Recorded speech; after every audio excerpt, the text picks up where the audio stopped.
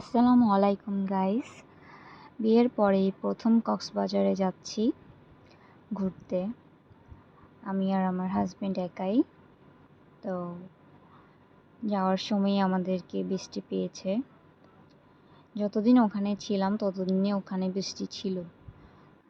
বৃষ্টি থাকাতে আমাদের জন্য ভালোই হয়েছে, কারণ বৃষ্টির দিনে ঘোরাফেরা করার মজাই আলাদা। এই ওয়েদারটাও অনেক সুন্দর লাগে।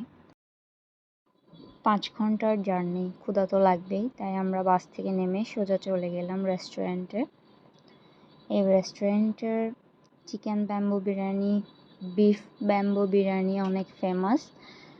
চিকেন ব্যাম্বোর থেকে বিফ ব্যাম্বো বিরিয়ানিটা খুবই ভালো। আপনারা যদি এখানে আসেন কেউ, তাহলে অবশ্যই বিফ ব্যাম্বো বিরিয়ানিটা ট্রাই করবেন। ওটা আমার থেকে বেশি বেটার লেগেছে চিকেন ব্যাম্বো বিরিয়ানির থেকে। ক্ষুধার জ্বালায় পেট চুচু করতেছে, আর এই লেজি ব্রাদারটা চিকেন ব্যাম্বু রেডি করতে করতেই আমাদের ক্ষুধা চলে যাচ্ছে। খুবই লেজি, একটু ফাস্ট হতে হবে ওনাকে, নয়তো কাস্টমার খেতে এসে ওয়েট করতে করতেই চলে যাবে। অবশেষে রেডি হলো।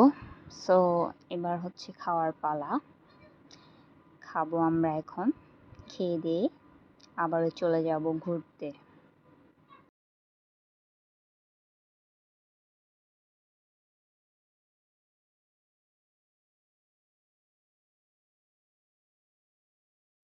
খাওয়া দাওয়া শেষ করে আবারও চলে গেলাম ঘোরার জন্য, এই রেনি ওয়েদারের মজা নেওয়ার জন্য। যেহেতু বৃষ্টি পড়ছিল, তাই আমরা টমটমে করেই যতটুকু পেরেছি ফার্স্ট ডে ঘোরাঘুরি করলাম।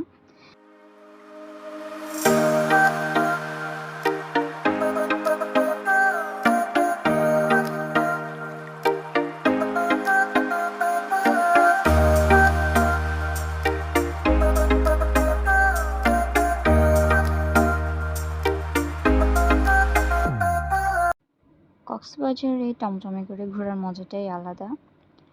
এই ভিউটা অনেক সুন্দর লাগছে।